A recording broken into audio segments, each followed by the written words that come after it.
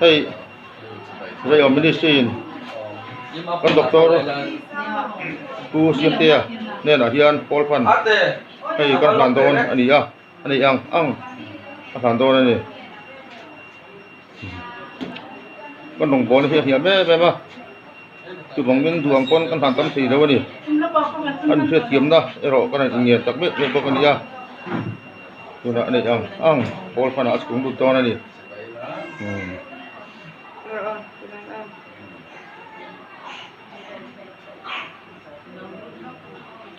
để xin tiệc cái phong hiền tâm đầu tiên tấm đan trăng này em chỉ cần riêng tất cả này con lò mê Hãy subscribe cho kênh Ghiền Mì Gõ